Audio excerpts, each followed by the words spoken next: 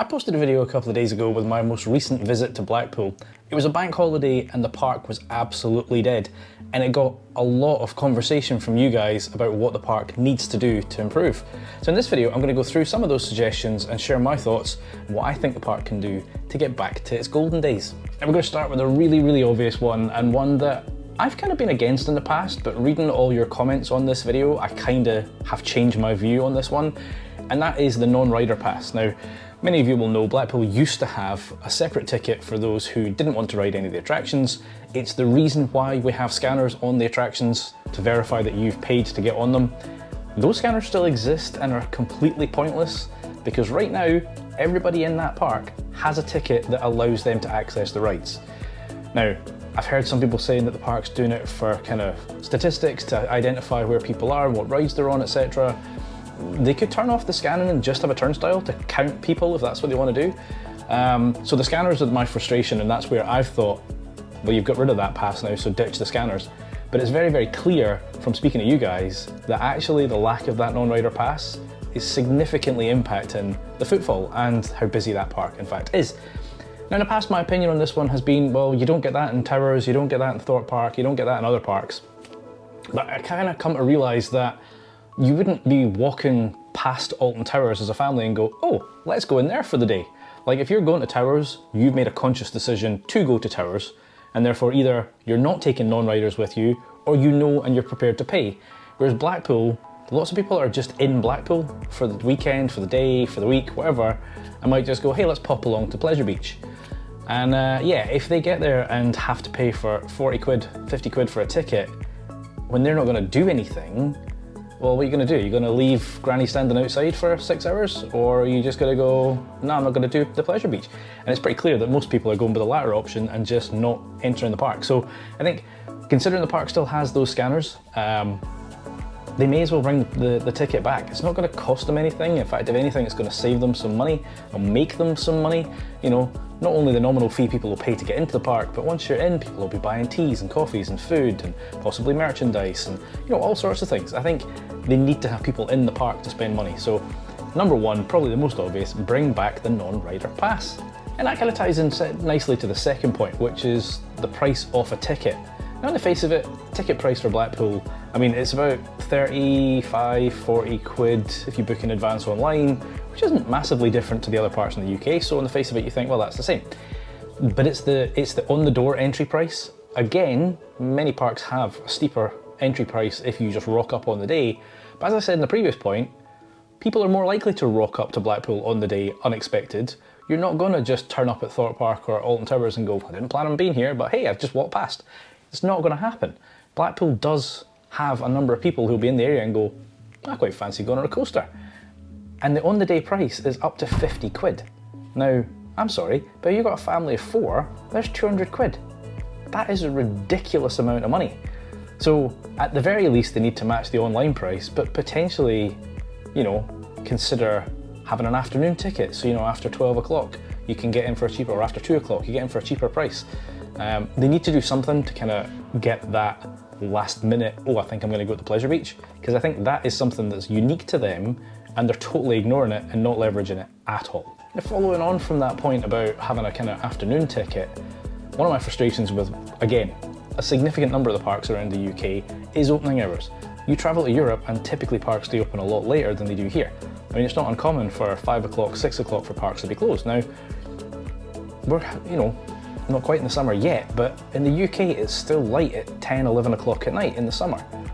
Yes, they do have these, what is it they call them now? They're not late night riding, it's like thrill weekends or whatever it is, where they stay open a little later, stay open until 10.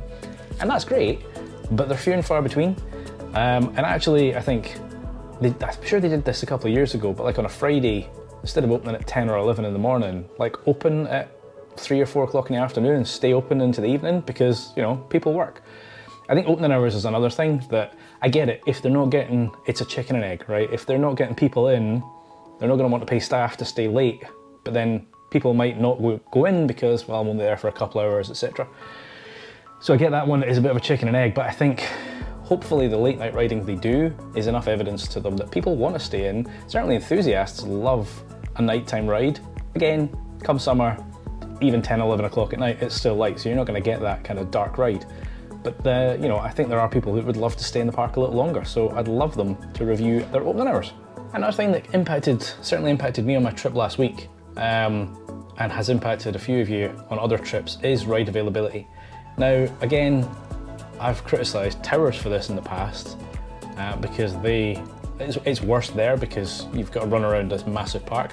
But when I was there on Monday at Pleasure Beach, Icon had issues in the morning, so it was late in opening.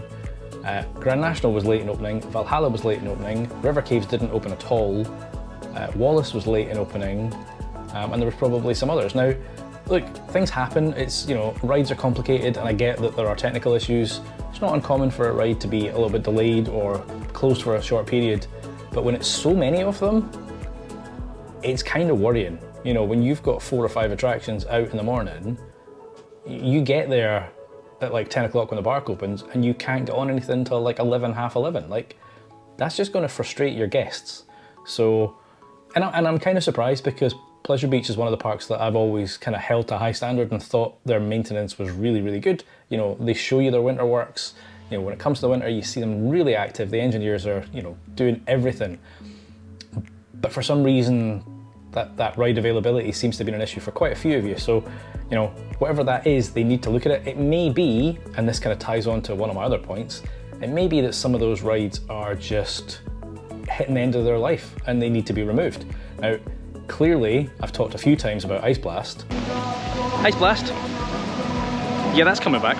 Amanda says it's coming back, right? PlayStation, as she calls it, it's coming back. They're waiting on parts. It will be there later in the season.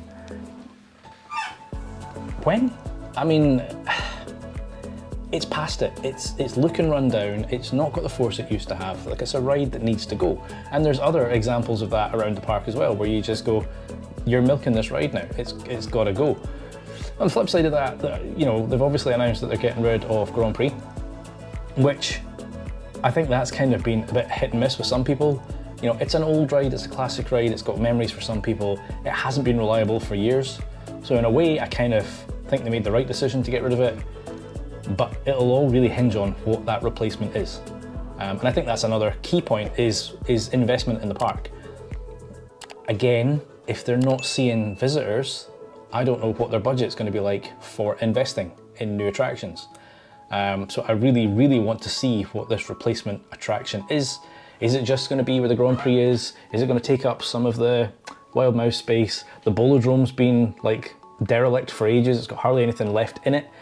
Like, there's lots of space in that park that could be used. So, you know, theoretically we could get something pretty expansive, a big coaster that goes all over the shop. But can they afford it? You know, coasters are 10, 15, 20 million. Like, that's a lot of money.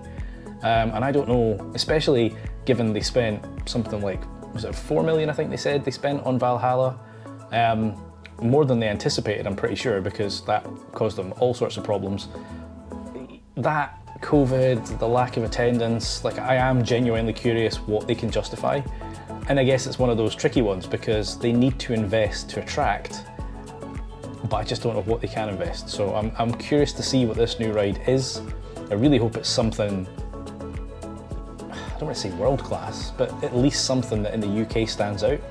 You know, for a long time, the big one was like, oh my God, look at that massive coaster. I want to go and get on that. And I'm sure it still will have that. It's getting old, it's getting rough, and it's no longer the biggest, right? Hyperia, which isn't running right now, has taken that crown. So, you know, what are they going to do? Are they going to be petty and just go, look, we've built another coaster that's even bigger still? Or are they going to do something different? Again, I've talked about this in other videos. You know, no park yet has got an RMC in the UK. We'd love to see something there. Just don't know if they would. And again, a traditional RMC, so a wooden hybrid coaster, I mean, they've got tons of woodies already. So, but then that also, there are people who would like to see some of those, you know, go. It's such a tricky one with classic rides like that though, because you're gonna have a number of people for whom they have very, very like special memories, and who really want those rides to last and stay, and who really love those. And at the same time, you're gonna get a younger generation who have no connection to these rides and just look at them and go, well, that's an old woody that is uncomfortable. I am not going on that. I kind of sit on the fence. Like, there's times I've gone on the Nash and I'm just like, that was quite enjoyable. There's other times I've gone on it and went, why did I put myself through that? So I think they've got, what, 3, if you exclude Blue Flyer, they've got 3 Woodies, Streak, Big Dipper, Grand National. Do they need to keep all 3? I mean, I'm sure you guys are going to come at me in the comments and say, you can't get rid of this one, can't get rid of that one, but they're going to have to do something. And I don't think they can keep maintaining these old rides forever, so something else is going to have to go. Now, one thing that the park doesn't seem to do very well, and again, this could come down to budgetary issues, is advertising. Or certainly, maybe they do advertise it locally, but you know, certainly up here in Scotland, I don't see many adverts for Blackpool. Now, granted, the Scots regularly go to Blackpool. It's, you know, we've got nothing up here, so you'll quite often find, you know, a bunch of Ouija's or a bunch of Edinburgh people in Blackpool. So maybe they don't need to advertise, but at the same time, you see Towers advertising, you see Thorpe Park advertising. I just don't see Blackpool advertising. So, you know, what are they doing to encourage people to come and visit the park? Maybe that'll all tie into a new attraction. Maybe they just don't feel they've got anything currently to advertise, but it just seems, like I do see the odd advert on Facebook, but it's not, I mean, it's advertising Nickelodeon, so it's certainly not targeted at me. But, you know, I'm not sure if word of mouth is enough anymore for Blackpool when they've got such competition. And competition's an interesting one actually, and I kind of touched on this in a previous video where I was talking about the potential for Universal coming over here, which still not confirmed, but I think we all think it's happening. And I was kind of questioning, is that a good thing for the UK? How's it going to impact other parks? At that point, I was quite confident that it wouldn't have any impact on Blackpool because, you know, it's a very different offering. Blackpool is not a big theme park at the same scale as Universal and never will be. And they've got this unique, classic kind of approach. What worries me though is that it's more and more apparent that that isn't really hitting with the demographic anymore. Like, people don't seem to want that quirky, classic, old-fashioned theme park. They want modern, they want thrills. Now, there's been some comments from the park that they are, how did they put it? Did they say abandoning heritage, or they're kind of stepping away from heritage and they're modernising the park? So there's part of me that thinks they recognise this already and that, you know, they know where they need to go. But I guess we've not seen that, and it will be interesting to see if in the next 5 years we do get a Universal, not only for Blackpool, but what impact is that going to have? It could be really positive and it could spur the industry to kind of do new things and, you know, attract new visitors, or it could swallow some of the little guys. So, you know, it'll be interesting to see how they handle that competition. The last one, possibly a bit more controversial. Quite a few of you have said that it's time for the management to change. Now, there's some of you who think Amanda needs to step down and let somebody else in the family take over. And there are some of you who think the Thompsons need to move away completely, sell the park, potentially to Merlin or somebody similar. Amanda's definitely had a lot of criticism on Twitter, or for her posts on Twitter, shall we say. She's certainly got a unique style and tone. You know, I believe there was an interview internationally where she criticised a lot of the season pass holders for being so critical of the park, when realistically we are just passionate about the park because we care, as clearly most of you do, because for the comments I've been reading on my video from Monday, you know, so many of you are sad by what's happening to the park. It holds a special place for lots of you. She also, you know, was pretty cutting in the comments about Ice Blast, or PlayStation as you call it, or PlayStation as, or Ice Blast as you call it. Like, she doesn't even know the name of her own attractions. She was fairly critical with Valhalla as well. She was getting pissed off at it, which I understand, and I get that she would be pissed off at it, but she doesn't really need to convey that to the public. Like, that's behind the scenes, I'm pissed. I thought that song that the M55 might be open first. Publicly, everything's great, we're working on it, we'll get it back.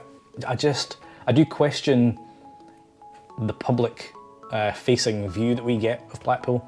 Now, whether that means that management needs to change, I don't know, maybe.